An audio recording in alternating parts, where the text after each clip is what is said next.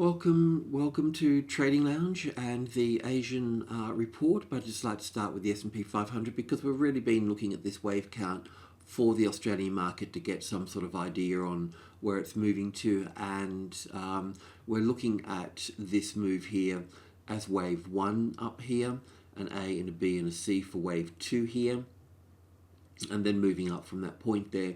Normally in a wave 2 pulling back, we would see 5 waves in the first leg as the A wave, and then a B wave in 3 waves, and a C wave in 5. Currently we have 3 waves down in European and US indices. In Australia we actually have 5 waves down, so it makes it a little bit easier for us this time. So yeah, just pointing that out. And the other Asian markets the same. If we look at Hong Kong here for a moment, we can see where we're tracking these 5 waves up here last week, and we're looking for wave 2 to move back here. This does appear to be corrective in here, in that it's got overlapping wave structure, so it could just push straight up from here and we could just have this in here. I don't think that's the case, but it certainly looks like that in this particular instance here. If we have a look at China, it's counted with different labeling, but the same label basically. Where are we here? This will do. So yeah, in most markets we've got this as blue wave 1 here, and that's fine too, but it's the count that's more important. So we were looking for 5 waves up here. So getting these 5 waves up here means that after some type of correction we're going to be seeing another 5 up. That's the main point.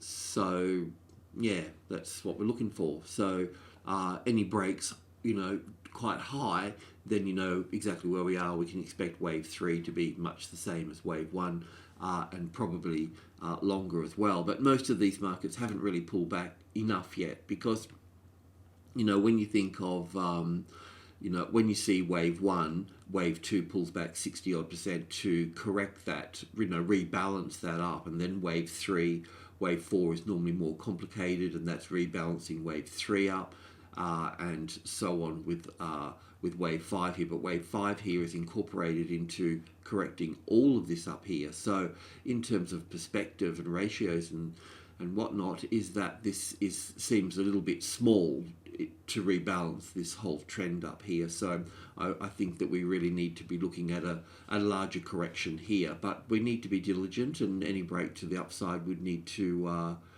trade that as well.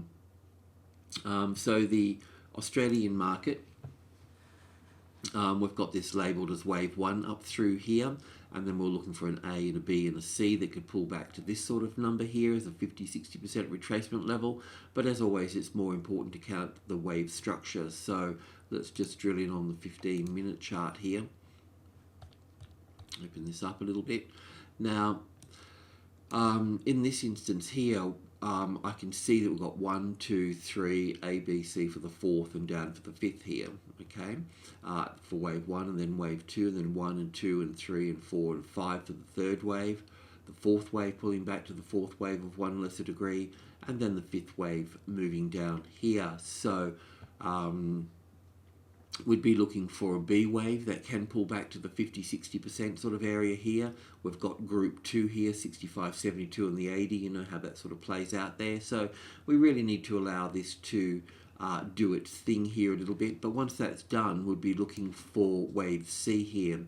And because we've got 5 waves over here, that really helps us cement that after some type of ABC correction here, and I don't know if I've got that labelled right here, we may end up with something like this here and a bit more complicated and so on. So I'm not quite sure how that's going to pan out. But secondly, we should see 5 waves down here, roughly the same length as this one coming in through to here. So we'll find out what that is. But more importantly, this move down here in wave C should be in 5 waves, looking a little bit like this one here. So yeah,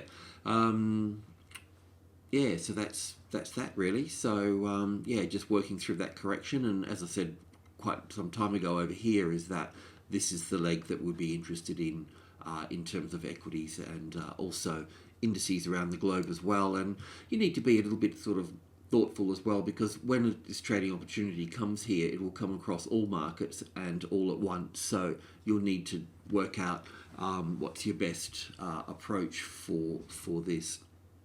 All right, well, that's it. So pretty sort of simple. We're just still waiting for this A and B and C to unfold, and then we'll look for the long trades. We'll try and protect our equities through this situation here. Yeah, it's this one here that we'll be going for the long trades on. Okay, cheers.